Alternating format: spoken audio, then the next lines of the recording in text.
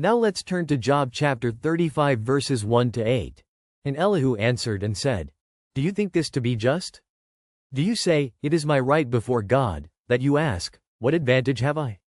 How am I better off than if I had sinned? I will answer you and your friends with you. Look at the heavens, and see, and behold the clouds, which are higher than you. If you have sinned, what do you accomplish against him? And if your transgressions are multiplied, what do you do to him? If you are righteous, what do you give to him? Or what does he receive from your hand? Your wickedness concerns a man like yourself, and your righteousness a son of man. Author's intent. Elihu challenges Job's implicit claim that righteousness should guarantee divine response. The author portrays Elihu as making a crucial theological point about divine transcendence, that God's greatness means human actions, whether righteous or wicked, do not affect God's essential nature or well-being. This argument serves to correct Job's apparent assumption that God owes him an explanation. Original audience understanding. Ancient Near Eastern audiences would recognize this as addressing a common misconception about divine human relationships. In a world where gods were often viewed as needing human worship and service, Elihu's argument would be revolutionary, asserting that the true God is self-sufficient and not dependent on human moral performance for his happiness or completion. Universal application. This passage teaches that God's love and justice are not contingent upon what he gains from us. Our righteousness doesn't make God better, nor does our sin diminish his glory.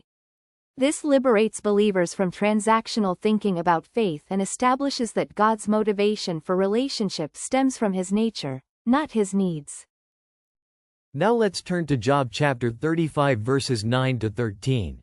Because of the multitude of oppressions people cry out. They call for help because of the arm of the mighty. But none says, Where is God my Maker, who gives songs in the night, who teaches us more than the beasts of the earth and makes us wiser than the birds of the heavens? There they cry out, but he does not answer, because of the pride of evil men. Surely God does not hear an empty cry, nor does the Almighty regard it. Author's intent. The author uses Elihu to explain why prayers sometimes seem unanswered. The distinction between crying out from oppression versus seeking God himself addresses the quality and motivation of prayer. Elihu suggests that mere suffering doesn't automatically warrant divine intervention. The heart's posture matters more than circumstances. Original audience understanding. In an era where immediate divine response to crisis was often expected, this teaching would challenge conventional wisdom. The original hearers would understand this as explaining why the righteous sometimes suffer without apparent divine intervention. It's not always about God's absence but about the nature of authentic seeking. Universal application. This passage provides crucial insight into prayer and divine silence. It distinguishes between demanding God solve our problems versus truly seeking God himself in our trials. When prayers seem unanswered, believers are called to examine not just their circumstances but their heart's true orientation toward God. Now let's turn to Job chapter 35 verses 14 to 16. How much less when you say that you do not see him, that the case is before him, and you are waiting for him. And now, because his anger does not punish, and he does not take much note of transgression, Job opens his mouth in empty talk. He multiplies words without knowledge. Author's intent. Elihu criticizes Job's approach to waiting for God's response, suggesting Job's waiting contains presumption and impatience. The author portrays this as a final warning before God himself speaks. Elihu recognizes that Job's case is beyond human wisdom but cautions against Job's demanding posture. Original audience understanding. The original audience would see this as preparation for divine intervention. Elihu's acknowledgement that the case awaits divine judgment while criticizing Job's presumptuous attitude would signal to hearers that God's own voice is about to break the deadlock. Universal application. This teaches believers about proper posture while waiting for God's response to suffering. Faithful waiting involves trust and humility rather than demands and timelines. The passage warns against presuming to know when or how God should act while affirming that ultimate answers come from God alone. Now let's turn to Job chapter 36 verses 1 to 12. And Elihu continued, and said, Bear with me a little, and I will show you, for I have yet something to say on God's behalf. I will get my knowledge from afar and ascribe righteousness to my Maker. For truly my words are not false. One who is perfect in knowledge is with you. Behold, God is mighty, and does not despise any. He is mighty in strength of understanding. He does not keep the wicked alive, but gives the afflicted their right. He does not withdraw his eyes from the righteous, but with kings on the throne he sets them forever, and they are exalted. And if they are bound in chains and caught in the cords of affliction, then he declares to them their work and their transgressions, that they are behaving arrogantly. He opens their ears to instruction and commands that they return from iniquity. If they listen and serve him, they complete their days in prosperity and their years in pleasantness. But if they do not listen, they perish by the sword and die without knowledge. Author's intent. The author presents Elihu's most mature theological insight, that suffering can serve as divine pedagogy. This revolutionary concept suggests God uses affliction not just as punishment but as instruction, opening the ear to receive wisdom that prosperity might never teach. The author shows suffering can be redemptive when received with humility. Original audience understanding. Ancient audiences typically viewed suffering as purely punitive or random. Elihu's teaching that God might use suffering educationally would challenge conventional wisdom. The concept that God opens their ear by oppression would introduce a new framework for understanding divine purpose in human pain. Universal application. This passage provides crucial theodicy, explaining how suffering can serve God's good purposes without God being the author of evil. Believers learn that trials can be divine classrooms where spiritual growth occurs in ways impossible during comfortable seasons. The key is responding with teachable hearts rather than defensive resistance. Now let's turn to Job chapter 36 verses 13 to 21. The godless in heart cherish anger. They do not cry for help when he binds them. They die in youth, and their life ends among the cult prostitutes. He delivers the afflicted by their affliction and opens their ear by adversity. He also allured you out of distress into a broad place where there was no cramping, and what was set on your table was full of fatness. But you are full of the judgment on the wicked, judgment and justice seize you. Beware lest wrath entice you into scoffing, and let not the greatness of the ransom turn you aside. Will your cry for help avail to keep you from distress, or all the force of your strength? Do not long for the night, when peoples vanish in their place. Take care. Do not turn to iniquity, for this you have chosen rather than affliction. Author's intent. The author contrasts two responses to divine discipline through Elihu's words. The godless become bitter and die young spiritually, while the afflicted find deliverance through learning. This shows that the same suffering can produce opposite results depending on heart response, either increased rebellion or deeper devotion. Original audience understanding. The original hearers would understand this as explaining why some people emerge from suffering better while others become worse. The warning about adding rebellion to sin would resonate with those who had witnessed how trials either refine or embitter people. Universal application. This passage teaches that suffering's ultimate impact depends on our response to it. Bitterness and blame lead to spiritual death, while humble reception of divine discipline leads to deliverance and growth. Believers are warned against letting pain produce rebellion and encouraged to seek God's purposes in their trials. Now let's turn to Job chapter 36 verses 22 to 33. Behold, God is exalted in his power. Who is a teacher like him? Who has prescribed for him his way, or who can say, you have done wrong? Remember to extol his work, of which men have sung. All mankind has looked on it. Man beholds it from afar. Behold, God is great, and we know him not. The number of his years is unsearchable. For he draws up the drops of water. They distill his mist in rain, which the skies pour down and drop on mankind abundantly. Can anyone understand the spreading of the clouds, the thunderings of his pavilion?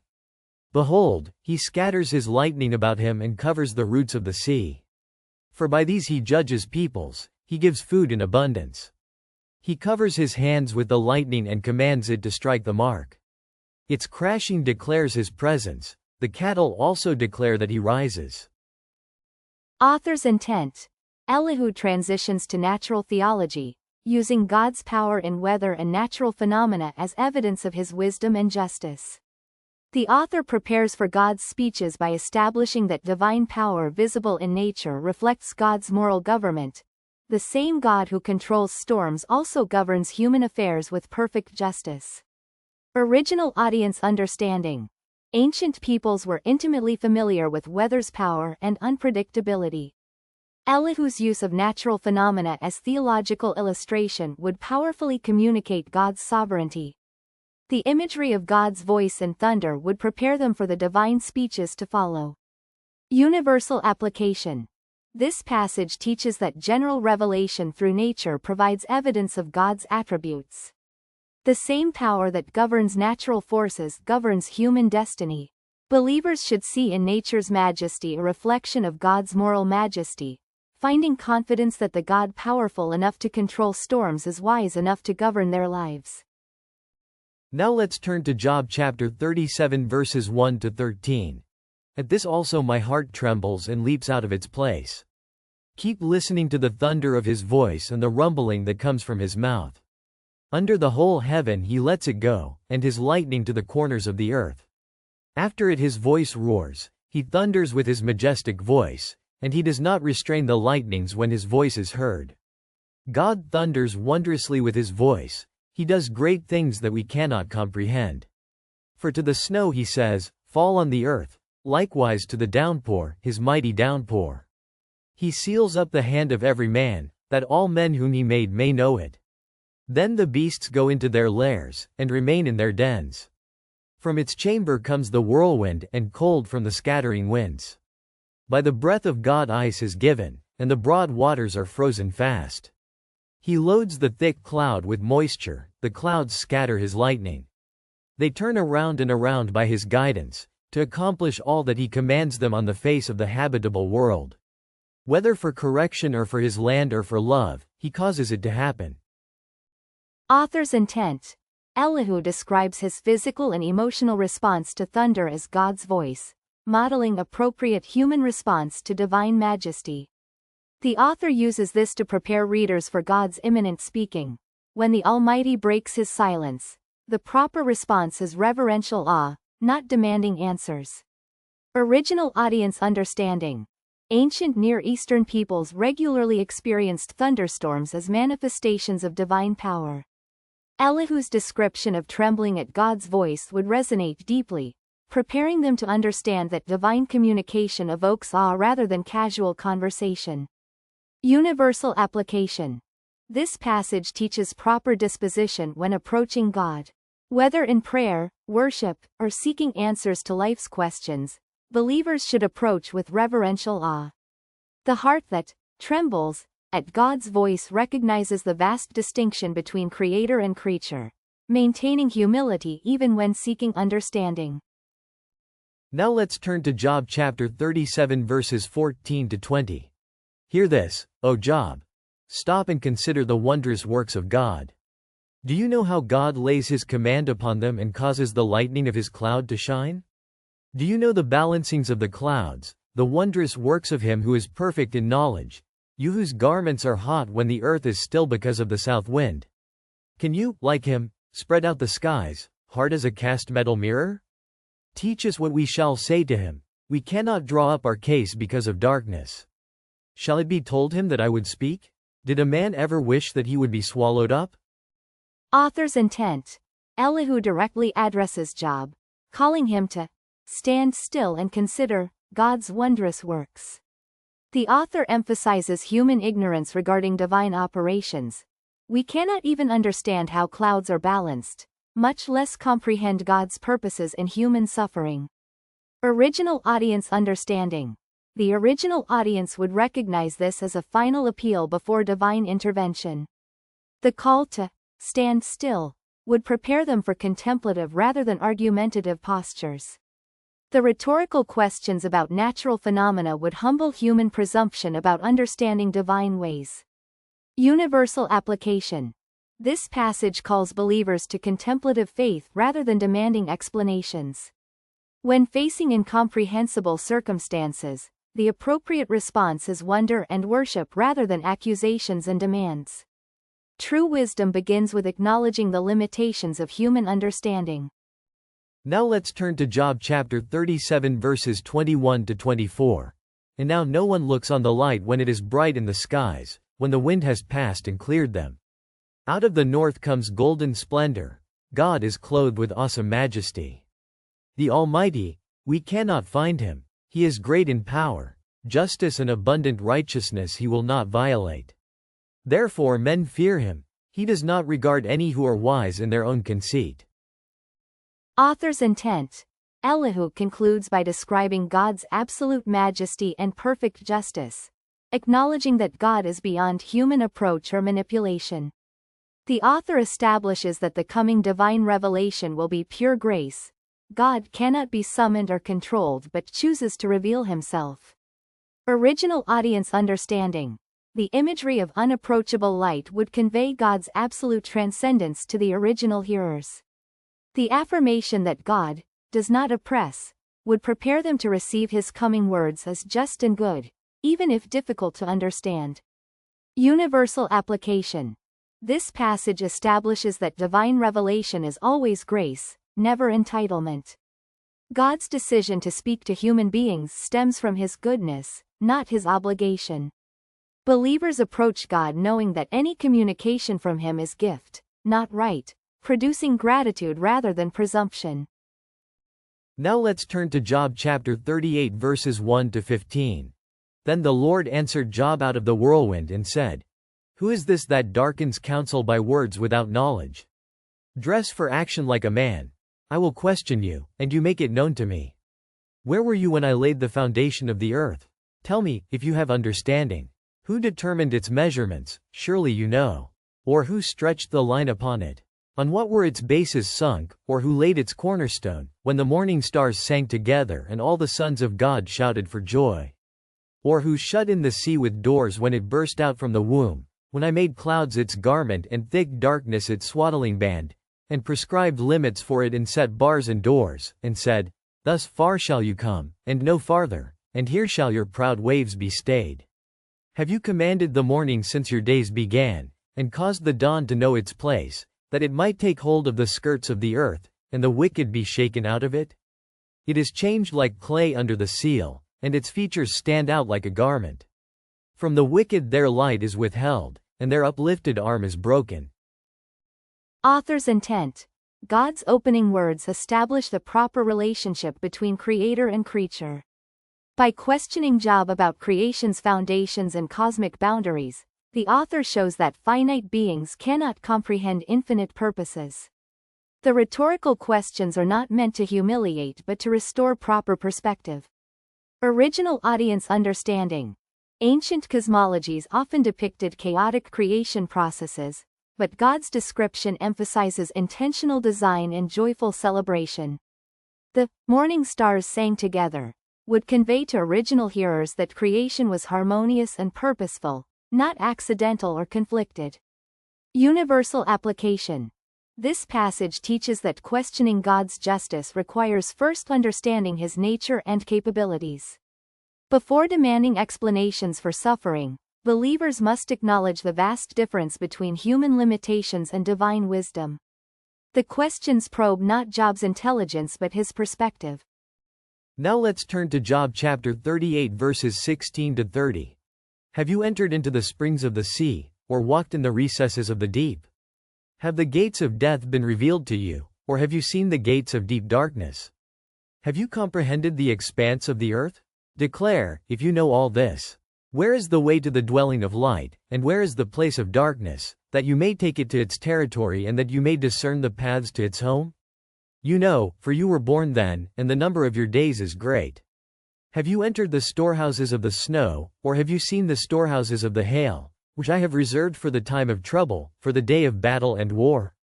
What is the way to the place where the light is distributed, or where the east wind is scattered upon the earth? Who has cleft a channel for the torrents of rain and a way for the thunderbolt, to bring rain on a land where no man is, on the desert in which there is no man, to satisfy the waste and desolate land, and to make the ground sprout with grass, Has the rain a father, or who has begotten the drops of dew? From whose womb did the ice come forth, and who has given birth to the frost of heaven? The waters become hard like stone, and the face of the deep is frozen. Author's intent. God's questions move from Earth's foundations to its extremes, ocean depths, death's realm, and cosmic phenomena. The author demonstrates that human experience covers only a tiny fraction of reality. If Job cannot comprehend these visible mysteries, how can he judge invisible divine purposes? Original audience understanding. Ancient peoples viewed the sea depths and stellar patterns as particularly mysterious and powerful. God's claim to understand and control these realms would establish his absolute authority over all reality, including the moral realm where Job's questions arise. Universal application. This passage humbles human presumption about understanding divine purposes. The same God who governs physical mysteries also governs moral mysteries. Believers learn that trusting God's goodness doesn't require understanding his methods, since his wisdom extends far beyond human comprehension. Now let's turn to Job chapter 38 verses 31 to 41. Can you bind the chains of the Pleiades or loose the cords of Orion? Can you lead forth the Mazzaroth in their season, or can you guide the bear with its children? Do you know the ordinances of the heavens? Can you establish their rule on the earth? Can you lift up your voice to the clouds, that a flood of waters may cover you? Can you send forth lightnings, that they may go and say to you, Here we are? Who has put wisdom in the inward parts or given understanding to the mind? Who can number the clouds by wisdom? Or who can tilt the waterskins of the heavens, when the dust runs into a mass and the clods stick fast together? Can you hunt the prey for the lion, or satisfy the appetite of the young lions, when they crouch in their dens or lie in wait in their thicket? Who provides for the raven its prey, when its young ones cry to God for help, and wander about for lack of food? Author's intent. God's questions about stellar patterns and animal care demonstrate his active governance of all creation. The author shows that divine attention extends from cosmic to personal. The same God who guides constellations also provides for ravens, combining majesty with intimate care. Original audience understanding. The original audience would recognize these questions as establishing God's comprehensive sovereignty. The combination of astronomical and zoological examples would demonstrate that nothing in creation operates independently of divine oversight and provision. Universal application. This passage assures believers that the God powerful enough to govern galaxies is attentive enough to care for individual creatures. Divine majesty doesn't distance God from personal concern but enhances it. The same wisdom governing cosmic order governs personal circumstances with perfect care. Now let's turn to Job chapter 39 verses 1 to 12. Do you know when the mountain goats give birth? Do you observe the calving of the doves? Can you number the months that they fulfill, and do you know the time when they give birth, when they crouch, bring forth their offspring, and are delivered of their young? Their young ones become strong, they grow up in the open, they go out and do not return to them. Who has let the wild donkey go free? Who has loosed the bonds of the swift donkey, to whom I have given the arid plain for his home and the salt land for his dwelling place? He scorns the tumult of the city, he hears not the shouts of the driver. He ranges the mountains as his pasture, and he searches after every green thing. Is the wild ox willing to serve you? Will he spend the night at your manger? Can you bind him in the furrow with ropes, or will he harrow the valleys after you? Will you depend on him because his strength is great, and will you leave to him your labor? Do you have faith in him that he will return your grain and gather it to your threshing floor? Author's intent. God describes wild animals that operate outside human control or understanding.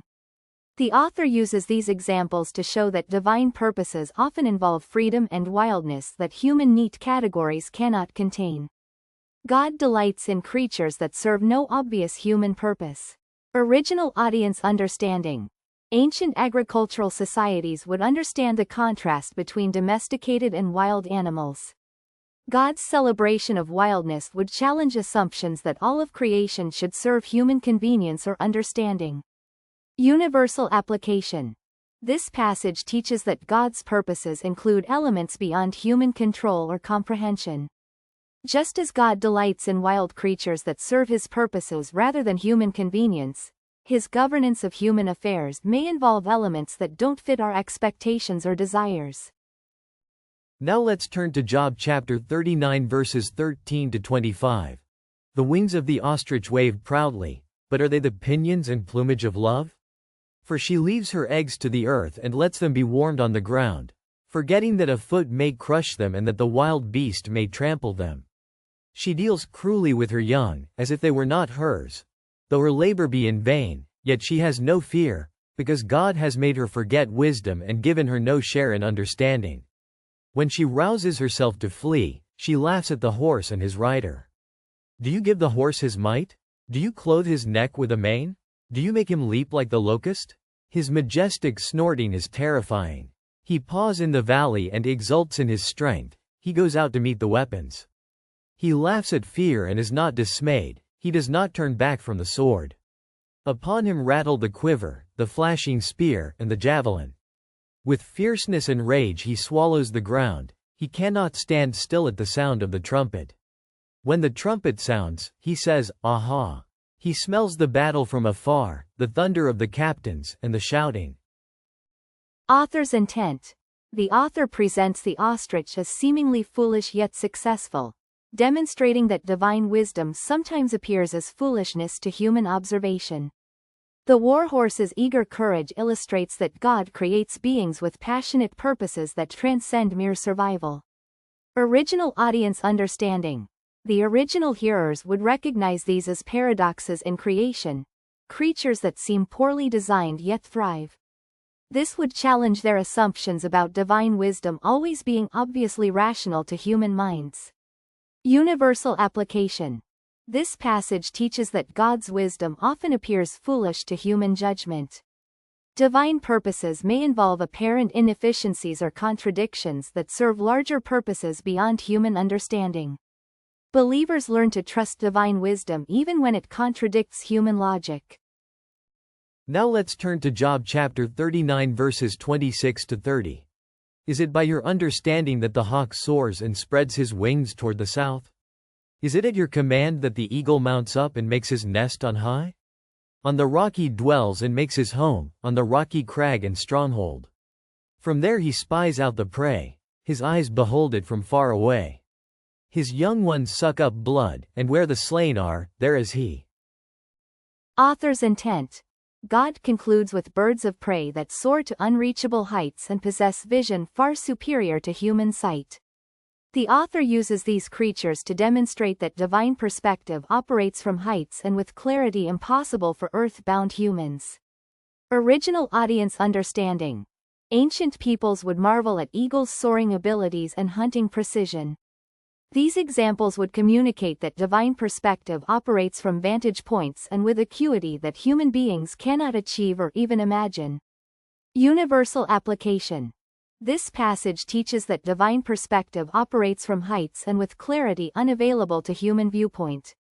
What appears confusing or unjust from human perspective may be perfectly clear and purposeful from divine perspective. Believers are called to trust the divine viewpoint even when their own vision is limited. Now let's turn to Job chapter 40 verses 1 to 5. And the Lord said to Job, "Shall a fault finder contend with the Almighty? He who argues with God, let him answer it." Then Job answered the Lord and said, "Behold, I am of small account. What shall I answer you? I lay my hand on my mouth. I have spoken once, and I will not answer. Twice, but I will proceed no further." Author's intent. The author shows Job's recognition that he has overstepped proper boundaries in his accusations against God. Job's hand over his mouth symbolizes the end of human argumentation when confronted with divine reality. This isn't defeat but enlightenment. Job sees the futility of finite beings correcting infinite wisdom.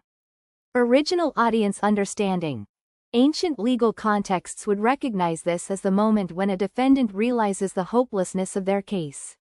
Job's silence wouldn't indicate guilt but recognition of the vast disparity between human and divine understanding. Universal application. This passage teaches the appropriate response when divine perspective challenges human judgment. True wisdom involves recognizing when to cease argumentation and submit to superior wisdom. Believers learn that silence before God often indicates growth rather than defeat. Now let's turn to Job chapter 40 verses 6 to 14. Then the Lord answered Job out of the whirlwind and said, "Dress for action like a man. I will question you, and you make it known to me. Will you even put me in the wrong? Will you condemn me that you may be in the right? Have you an arm like God, and can you thunder with a voice like his? Adorn yourself with majesty and dignity, clothe yourself with glory and splendor. Pour out the overflowings of your anger, and look on everyone who is proud and abase him. Look on everyone who is proud and bring him low and tread down the wicked where they stand. Hide them all in the dust together. Bind their faces in the world below. Then will I also acknowledge to you that your own right hand can save you." Author's intent. God challenges Job to take over divine governance. If Job can rule the world better, he should attempt it. The author uses this impossible challenge to demonstrate that criticism of divine government requires ability to provide superior alternatives, which no human possesses. Original audience understanding. The original audience would understand this as the ultimate challenge to human presumption. The imagery of governmental authority would resonate with peoples familiar with the complexities of human rule, making divine governance appear infinitely more complex. Universal application. This passage teaches that criticism of God's governance requires willingness to assume responsibility for superior alternatives. Before questioning divine justice, believers should consider whether they could govern creation more justly. The challenge reveals human inadequacy for divine responsibilities. Now let's turn to Job chapter 40 verses 15 to 24. Behold, Behemoth, which I made as I made you, he eats grass like an ox. Behold, his strength in his loins, and his power in the muscles of his belly. He makes his tail stiff like a cedar, the sinews of his thighs are knit together. His bones are tubes of bronze, his limbs like bars of iron. He is the first of the works of God. Let him who made him bring near his sword. For the mountains yield food for him where all the wild beasts play. Under the lotus plants he lies, in the shelter of the reeds and in the marsh. For his shade the lotus trees cover him, the willows of the brook surround him. Behold, if the river is turbulent he is not frightened, he is confident though Jordan rushes against his mouth. Can one take him by his eyes, or pierce his nose with a snare? Author's intent. God introduces Behemoth, a creature of immense power that only its creator can approach safely. The author uses this creature to represent forces in creation that dwarf human power and resist human control, demonstrating that God governs powers beyond human comprehension or management. Original audience understanding. Whether representing a hippopotamus, elephant, or mythical creature, the original audience would recognize Behemoth as embodying untamable natural power. This would illustrate God's authority over forces that humans can neither control nor fully understand. Universal application. This passage teaches that God governs forces beyond human ability to control or comprehend. Just as only God can safely approach Behemoth, only God can manage the powerful forces that shape human destiny. Believers learn to trust divine control over uncontrollable circumstances. Now let's turn to Job chapter 41 verses 1 to 11. Can you draw out Leviathan with a fishhook or press down his tongue with a cord? Can you put a rope in his nose or pierce his jaw with a hook? Will he make many pleas to you? Will he speak to you soft words? Will he make a covenant with you to take him for your servant forever?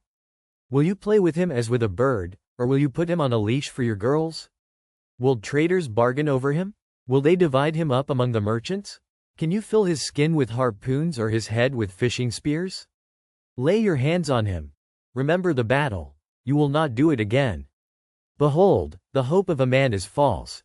He is laid low even at the sight of him. No one is so fierce that he dares to stir him up. Who then is he who can stand before me? Who has first given to me, that I should repay him? Whatever is under the whole heaven is mine. Author's intent. God describes Leviathan as completely beyond human control or negotiation. The author uses this creature to represent chaos forces that only divine power can govern. The rhetorical questions about capturing or bargaining with Leviathan demonstrate human helplessness before ultimate powers. Original audience understanding. Ancient Near Eastern audiences would recognize Leviathan from mythological traditions as a chaos monster representing forces opposing divine order. God's mastery over Leviathan would demonstrate his supremacy over all potentially destructive powers. Universal application. This passage teaches that forces of chaos and destruction that threaten human security are under divine control. What appears overwhelmingly threatening to human beings remains subject to divine authority. Believers find security knowing that even chaotic forces serve divine purposes. Now let's turn to Job chapter 41 verses 12 to 24. I will not keep silence concerning his limbs, or his mighty strength, or his goodly frame. Who can strip off his outer garment? Who would come near him with a bridle? Who can open the doors of his face? Around his teeth is terror. His back is made of rows of shields, shut up closely as with a seal. One is so near to another that no air can come between them. They are joined one to another, they clasp each other and cannot be separated. His sneezings flash forth light, and his eyes are like the eyelids of the dawn. Out of his mouth go flaming torches, sparks of fire leap forth. Out of his nostrils comes forth smoke, as from a boiling pot and burning rushes. His breath kindles coals, and a flame comes forth from his mouth. In his neck abides strength, and terror dances before him. The folds of his flesh stick together, firmly cast on him and immovable. His heart is hard as a stone, hard as the lower millstone. Author's intent. God's detailed description of Leviathan's impenetrable armor and fierce appearance emphasizes that this creature is invulnerable to human attack. The author demonstrates that some realities in creation are completely beyond human ability to challenge or change. Original audience understanding. The military imagery would resonate with audiences familiar with warfare and armor. Leviathan's invincibility would represent ultimate power that human strength cannot overcome, making divine mastery over such force appear even more impressive. Universal application. This passage teaches that some challenges in life are completely beyond human ability to overcome through effort or strategy. Rather than encouraging despair, it points to divine authority over seemingly invincible problems. Believers learn to depend on divine power when facing insurmountable difficulties. Now let's turn to Job chapter 41 verses 25 to 34. When he raises himself up, the mighty are afraid. At the crashing they are beside themselves. Though the sword reaches him, it does not avail, nor the spear, the dart, or the javelin. He counts iron as straw, and bronze as rotten wood. The arrow cannot make him flee, for him, sling stones are turned to stubble. Clubs are counted as stubble, he laughs at the rattle of javelins. His underparts are like sharp potsherds, he spreads himself like a threshing sledge on the mire. He makes the deep boil like a pot, he makes the sea like a pot of ointment. Behind him he leaves a shining wake, one would think the deep to be white-haired. On earth there is not his like, a creature without fear. He sees everything that is high, he is king over all the sons of pride. Author's intent. God concludes by describing Leviathan as king over all proud creatures, fearing nothing and ruling through pure dominance. The author uses this to represent ultimate earthly power and pride that only divine authority can humble or govern. Original audience understanding. The original hearers would understand Leviathan as representing the pinnacle of earthly power and pride. Its description as king over all the children of pride would identify it with human arrogance that considers itself accountable to no higher authority. Universal application. This passage teaches that even the greatest earthly powers and proudest human achievements remain subject to divine sovereignty. What appears invincible from human perspective, whether personal, political, or spiritual powers, remains under God's ultimate authority. Believers find courage knowing that no earthly power can ultimately prevail against divine purposes. Now let's turn to Job chapter 42 verses 1 to 6. Then Job answered the Lord and said, I know that you can do all things, and that no purpose of yours can be thwarted. Who is this that hides counsel without knowledge? Therefore I have uttered what I did not understand, things too wonderful for me, which I did not know. Hear, and I will speak. I will question you, and you make it known to me. I had heard of you by the hearing of the ear, but now my eye sees you. Therefore I despise myself, and repent in dust and ashes. Author's intent. The author presents Job's transformation through divine encounter. Job's repentance isn't for specific sins but for presuming to understand divine purposes beyond his capacity. His seeing God represents experiential knowledge that transforms perspective, moving from theoretical to personal understanding of divine character. Original audience understanding. Ancient audiences would recognize this as the proper response to divine theophany. Job's dust and ashes would symbolize complete humility before ultimate reality. The contrast between hearing and seeing would communicate the difference between second-hand and first-hand knowledge of God. Universal application. This passage teaches that authentic encounter with God produces humility rather than vindication. True spiritual growth involves recognizing the limitations of human understanding while growing in personal knowledge of divine character. Believers learn that repentance sometimes means releasing demands for explanations rather than confessing specific wrongdoing. Now let's turn to Job chapter 42 verses 7 to 9. After the Lord had spoken these words to Job, the Lord said to Eliphaz the Temanite, My anger burns against you and against your two friends, for you have not spoken of me what is right, as my servant Job has. Now therefore take 7 bulls and 7 rams and go to my servant Job and offer up a burnt offering for yourselves. And my servant Job shall pray for you, for I will accept his prayer not to deal with you according to your folly. For you have not spoken of me what is right, as my servant Job has. So Eliphaz the Temanite and Bildad the Shuhite and Zophar the Naamathite went and did what the Lord had told them, and the Lord accepted Job's prayer. Author's intent. The author reveals God's assessment of the debates. Job spoke rightly about God while his friends did not. This vindication doesn't mean Job was perfect but that his honest questioning was more acceptable than false certainty. Job's role as intercessor demonstrates restoration to spiritual leadership. Original audience understanding. The original hearers would understand this as divine judgment on different approaches to theodicy.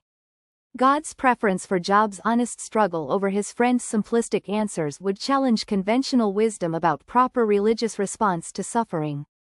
Universal application. This passage teaches that honest questioning is more pleasing to God than false certainty or simplistic answers. God values authentic relationship over correct doctrine when doctrine lacks compassion. Believers learn that struggling with faith honestly is more acceptable than pretending to understand what they don't. Now let's turn to Job chapter 42 verses 10 to 17. And the Lord restored the fortunes of Job, when he had prayed for his friends. And the Lord gave Job twice as much as he had before.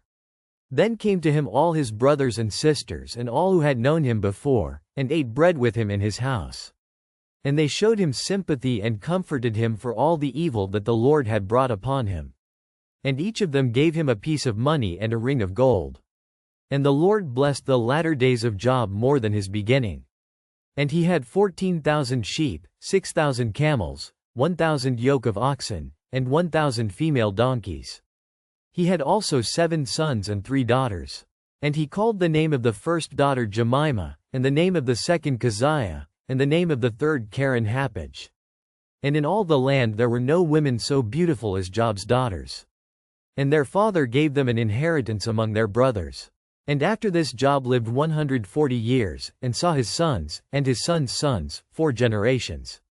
And Job died, an old man, and full of days. Author's intent. The author concludes with material and familial restoration that exceeds Job's original state.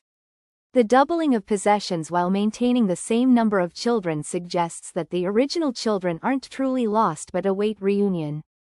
This demonstrates that faithfulness through suffering leads to blessing beyond the original state. Original audience understanding. Ancient audiences would see this as divine vindication of Job's faithfulness and proof that God doesn't abandon those who remain faithful through inexplicable suffering. The restoration would encourage others facing similar trials to maintain faith despite temporary appearances. Universal application. This passage teaches that God's ultimate purposes involve restoration and blessing for those who remain faithful through suffering. While restoration may not always be material or immediate, God's faithfulness ensures that no suffering endured in faith is ultimately wasted. Believers are encouraged to trust long-term divine purposes even when short-term circumstances suggest divine abandonment. Theological synthesis. The book of Job's conclusion demonstrates that the problem of suffering finds its resolution not in philosophical explanation but in personal encounter with the divine character. The text teaches that God's purposes transcend human understanding while his character remains trustworthy. Protestant theology emphasizes that faith involves trusting divine goodness even when divine methods remain mysterious, preparing believers for ultimate resolution in eschatological restoration while finding meaning in present relationship with God through suffering.